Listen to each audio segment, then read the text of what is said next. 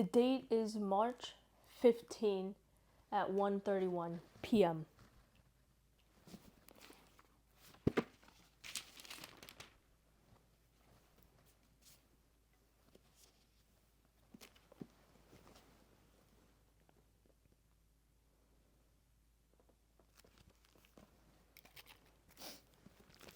Abram and Lot separate. So Abram went up from Egypt to the Negev with his wife and everything he had, and Lot went with him. Abram had become very wealthy in livestock and in silver and gold. From the Negev he went from place to place until he came to Bethel, to the place between Bethel and Ai, where his tent had been earlier, and where he had first built an altar. There Abram called on the name of the Lord. Now Lot was moving around with Abram, also had flocks and herds and tents. But the land could not support them while they stayed together, for their possessions were so great that they were not able to stay together. And quarreling arose between Abram's herdsmen and the herdsmen of Lot. The Canaanites and Perizzites were also living in the land at the time. So Abram said to Lot, "Let not have any quarreling. I just pronounced it before. Quarreling between you and me, or between your herdsmen and mine, for we are brothers. Is not the whole land before you? Let's part company if you go to the left. I'll go to the right if you go to the right." What? Let's part company. If you go to the left, I'll go right. If you go right, I'll go to the left. Lot looked up and saw that the whole plain of the Jordan was well watered, like the garden of the Lord, like the land of Egypt, toward Zoar. This was before the Lord destroyed Sodom and Gomorrah. So Lot chose for himself the whole plain of the Jordan and set out towards the east. The two men parted company.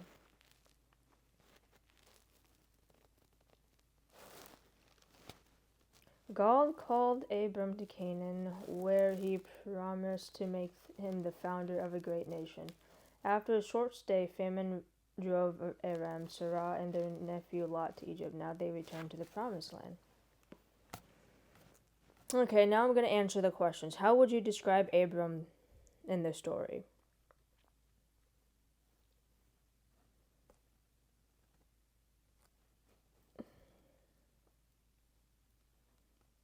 I'd say he's a peacemaker,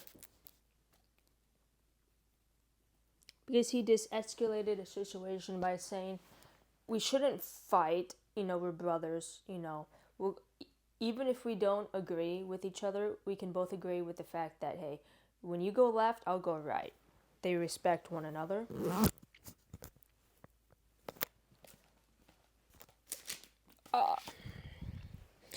What did Abram do by telling Lot to choose? He put his future in God's hands.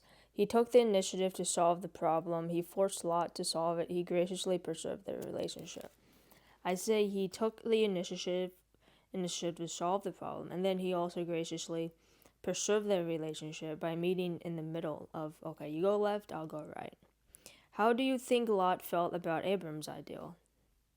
Delighted, as it seemed like Lot, he looked up and saw that the whole plain of the Jordan was well watered.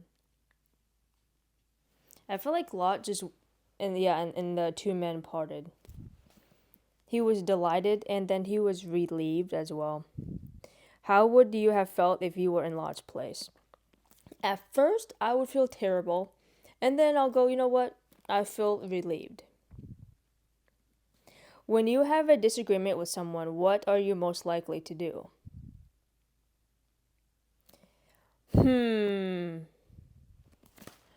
I would say if this was 5 years ago, if this was 10 years ago, I would stand my ground and I would yell. I would go for the jugular.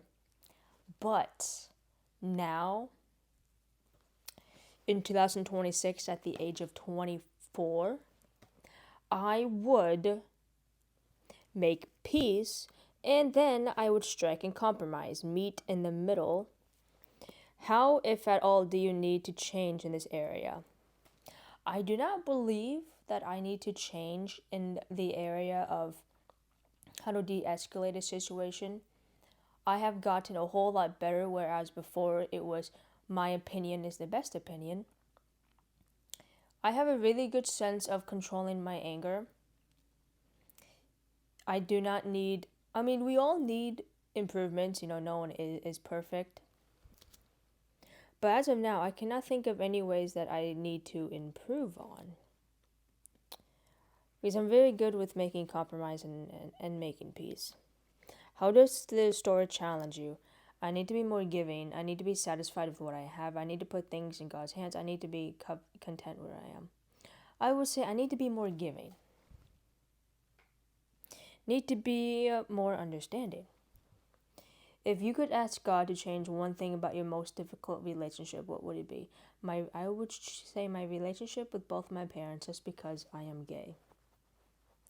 How would you like the group to pray for you? You can pray for me in that aspect of me having a better relationship with my family because of who I am. And I also pray for you. I can flip it and pray for whoever's watching this video. Not that you're gay, but pray that you too have a healthy relationship with your parents, regardless of who you are. Abram lived in the land of Canaan, while Lot lived among the cities of the plain and pitched his tents near Sodom. Now the men of Sodom were wicked and were sinning greatly against the Lord. Oh, wow. Why were they sinning? The Lord said to Abram after Lot had parted from him, "Lift up your eyes from where you are and look north and south, east and west, all the land that you see. I will give to you and your offspring forever. I will make your offspring like the dust of the earth, so that if anyone could count the dust, and then your offspring could be counted.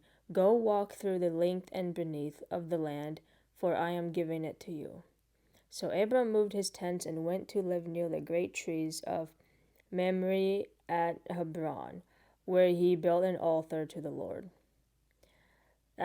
14, chapter 14. Abram rescues Lot. At this time, here comes these names that I can't even pronounce. At this time, Raphael, king of Shinar,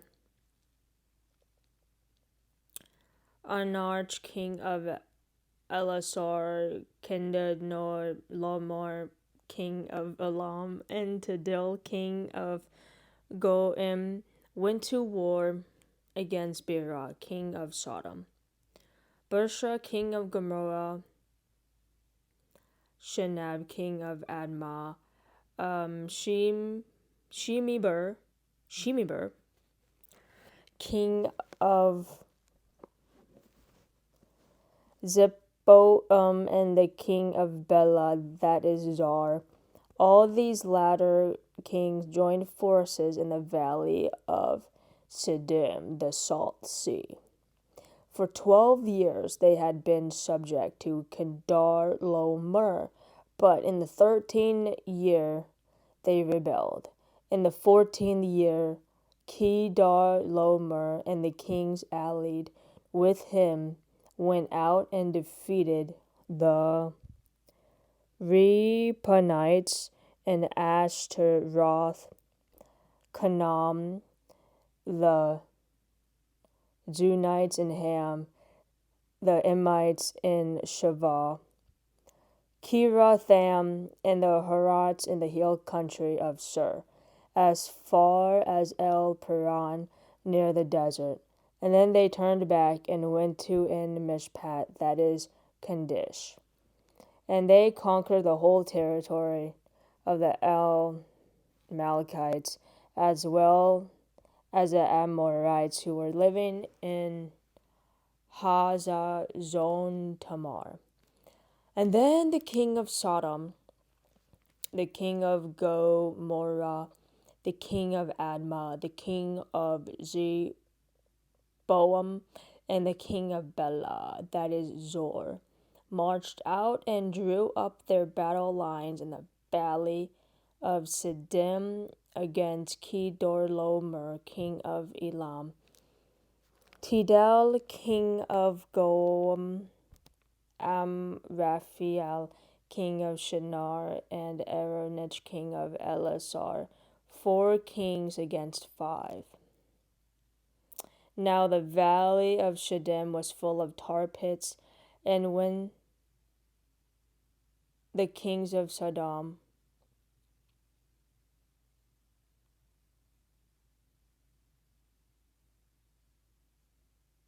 and Gomorrah and all their food, and then they went away. They also carried off Abram's nephew Lot and his possessions, since he was living in Sodom. One who had escaped came and reported this to Abram, the Hebrew. Now Abram was living near the great trees of Mamre, the Amorite, a brother of Eshcol and Aner, all of whom were allied with Abram. When Abram heard that his relative has been taken captive, he called out the 318 trained men born in his household and went in pursuit as far as Dan. During the night, Abram divided his men to attack them, and he routed them, pursuing them as far as Habah, north of Damascus. He recovered all the goods and brought back his relative Lot and his possessions, together with the woman and the other people.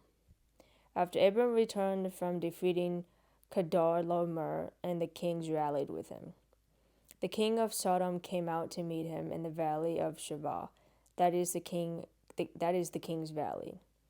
And then Melchizedek, king of Salem, brought out bread and wine. He was the priest of God Most High, and he blessed Abram, saying,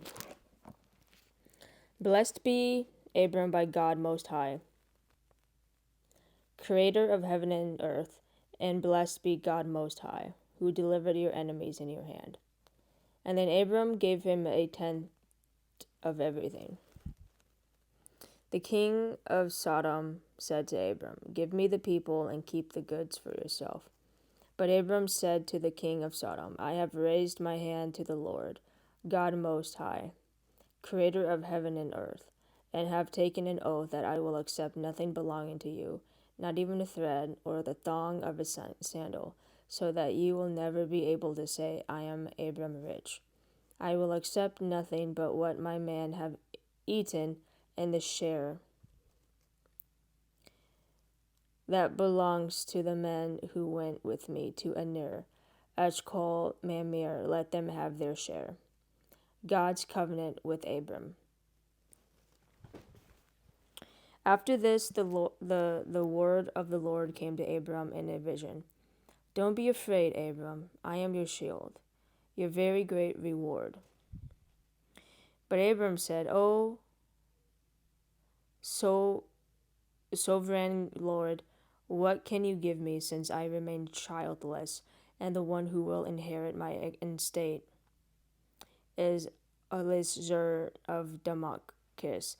And Abram said, You have given me no children, so a servant in my household will be my heir. And then the word of the Lord came to him. This man will not be your heir, but a son coming from your own body will be your heir.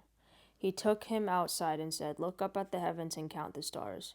If indeed you can count them, then he said to him, So shall your offspring be. Abram believed the Lord, and he credited it to him as righteousness. He also said to him, I am the Lord, who brought you out of Ur of the Chaldeans to give you this land and take possession of it.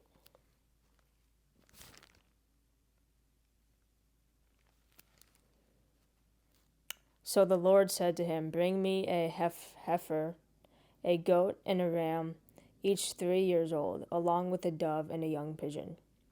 Abram brought all these things to him, cut them in two, and arranged the halves opposite each other. The birds, however, he did not cut in half.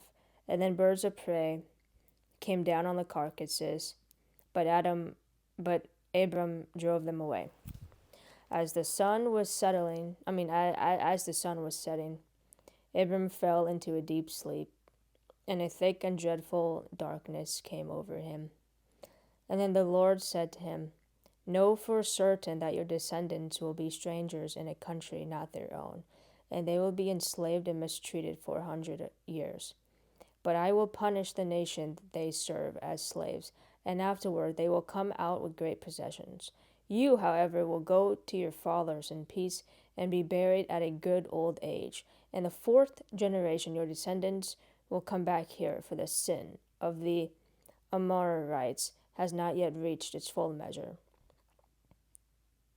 When the sun had set and darkness had fallen, a smoking fire pot with a blazing torch appeared and passed between the pieces. On that day the Lord made a covenant with Abram and said, "To your descendants I give this land from the river of Egypt to the great river, the Ephraimites, and the land of Kenites, Kizanites, Cadmonites, Hittites." It looks like titties. Hittites, Perizzites, Raphnites, Amorites, Canaanites, Girgadites, and Jebusites. Chapter 16. Hagar and Ishmael. Now Sarah, Abram's wife, had borne him no children, but she had an Egyptian maidservant named Hagar. So she said to Abram, "The Lord had kept me from having children, so go sleep with my maidservant. Perhaps I can build a family through her." Abram agreed to do what Sarah said. So after Abram had been living in Canaan for 10 years, Sarah, his wife, took her Egyptian maidservant Hagar and gave her to her husband to be with his wife. He slept with Hagar, and she conceived. When she knew she was pregnant, she began to despise her mistress. And then Sarai said to Abram, "You are responsible for the wrong I am suffering. I put my servant in your arms, and now that she knows she is pregnant, she despises me. May the Lord judge between you and me." "Your servant is in your hands," Abram said. Do with her whatever you think best." And then Sarah mistreated Hagar, so she fled from her. The angel of the Lord found Hagar near a spring in the desert. It was the spring that is beside the road of Shur, and he said, "Hagar, servant of Sarah, where have you come from, and where are you going?" "I'm running away from my mistress Sarah," she answered. And then the angel of the Lord told her, "Go back to your mistress and submit to her." The angel added, "I will so increase your descendants that they will be too numerous to count." The angel of the Lord also said to her, "You are now with child, and you will have a son. You shall name him Ishmael, for the Lord had heard of your misery. He will be a wild donkey of a man. His hand will be against everyone, and everyone's hand against him. He will live in hostility toward all his brothers." She gave this name to the Lord who spoke to her. "You are the God who sees me." For she said, "I have now seen the one who sees me." That is why the well was called Beer Lahai Roi. It is still there between Kadesh and Bered. So Hagar bore Abram a son, and Abram gave the name Ishmael to the son she had borne. Abram was 86 years old when Hagar bore him Ishmael. Okay, so I don't really understand this one. Did Sarai run away or did Hagar run away? I'm gonna reread this to myself.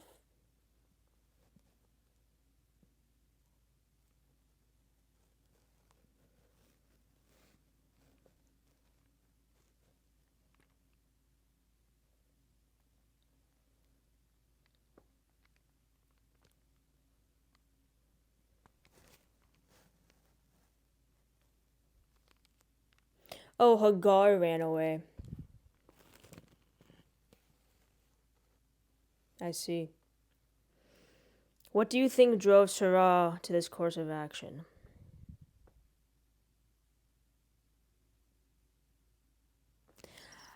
I say all the above. I would say she's guilty and she feels shame of telling Abram to go sleep with another woman. She wants what's best for Abram because Abram kept saying that he wants a child. Social pressure, God, he had the whole thing planned. I don't think God had the plan of Sarai telling Abram to sleep with another woman. I don't think he planned on that happening. I don't. I think God was planning on having Sarai bear the child, but I don't think Sarai was patient enough. I don't think God intended it to happen in the way that it did. How do you think Abram felt about Sarai's plan?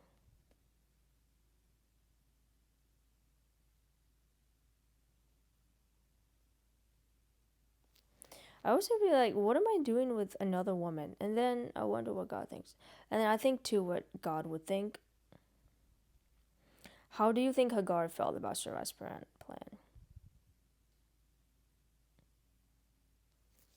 I think Hagar was enjoying this more and then Sarai was. I think she was, ah, I get to sleep with this handsome man.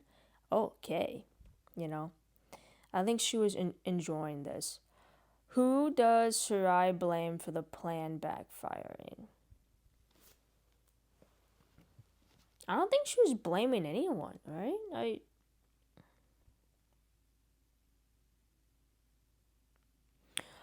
She blamed Abram because she said on verse 5, she said, Then Sarai said to Abram, You are responsible for the wrong I am suffering. I put my servant in your arms, and now that she knows she is pregnant, she despises me. May the Lord judge between you and me.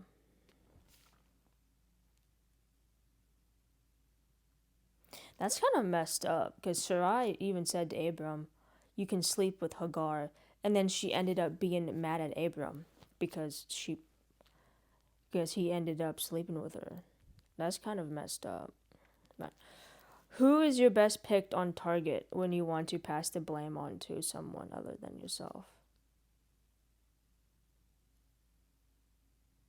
No one. I haven't really been in a situation where I was in trouble and I blamed someone else. I never was in a position, but I would probably say I would blame the economy. Like for instance, I finally have a job. I know. I finally have a job. Last week I didn't. Now I do. Maybe my prayers has been answered. I don't know. But anyway, prior to me struggling to get a job, I would go to interviews and get rejected, apply to jobs online, get rejected. And my only excuse was, the political climate. Oh, the economy sucks. I probably would blame just political. You know the you know like, oh, nobody wants to be my friend. Oh, because of climate change. I didn't I got rejected from a job. It's because of climate change. you know.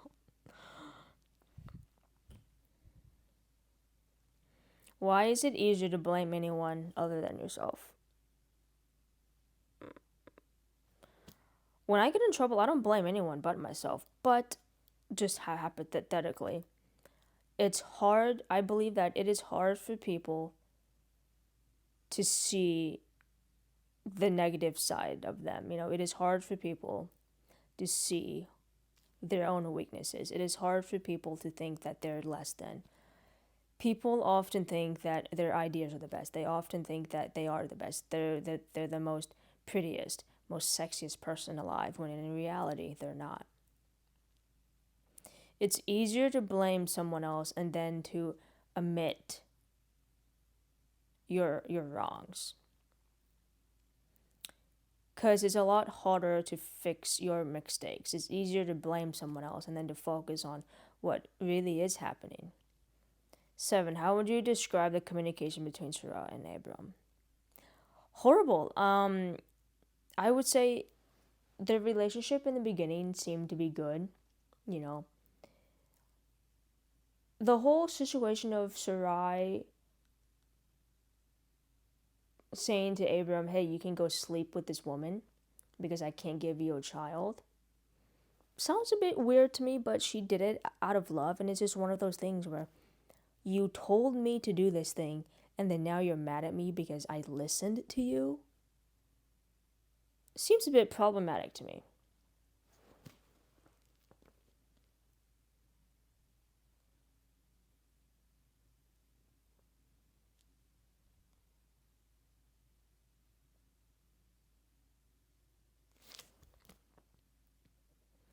I think it's they accepted each other's words too quickly, and they both spoke and acted before thinking things through.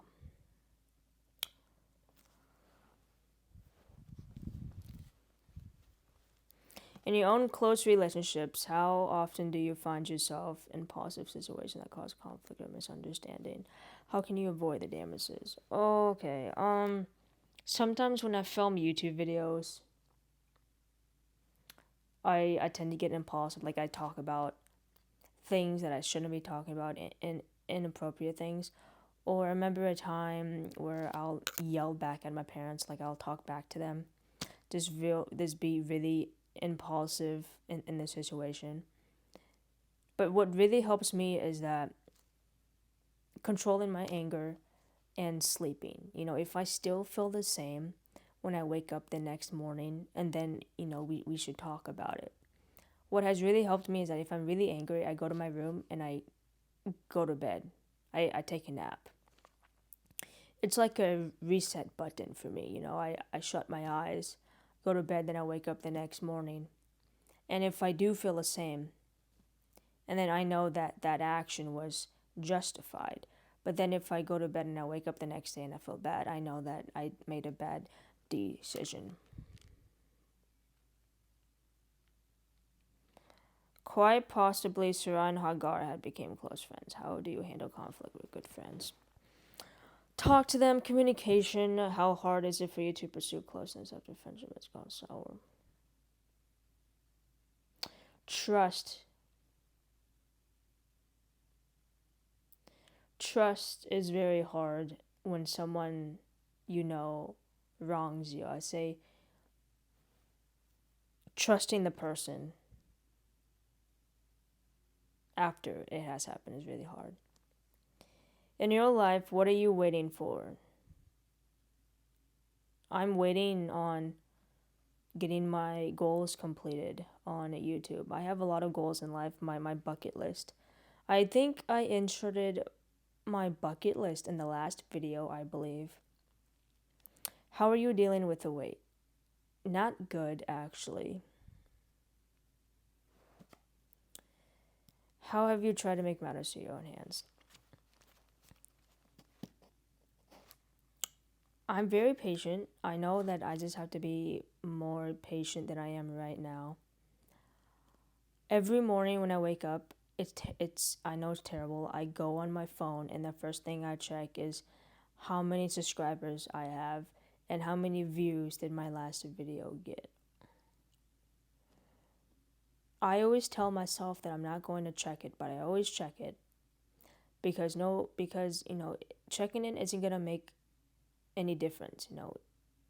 If I gained 5 subscribers overnight, if I lost one, I'm still going to make YouTube videos because the goal is always going to be the same. I'm always going to strive for that goal of 1 million subscribers, making an income off of YouTube.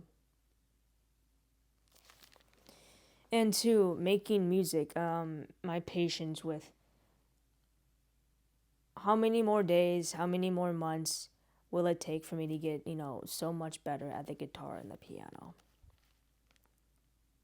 It's just a matter of being patient and having discipline and actually doing the work. It's like reading the Bible. I so badly want to just get done with the Bible, finish it, but I know that I just can't rush it through. I really want to absorb the material that I am reading. It'll take me 10 years to complete it. I know it will. Probably 5 years, but I know it'll take me no longer than 10 years to do it at the pace that I'm going at right now.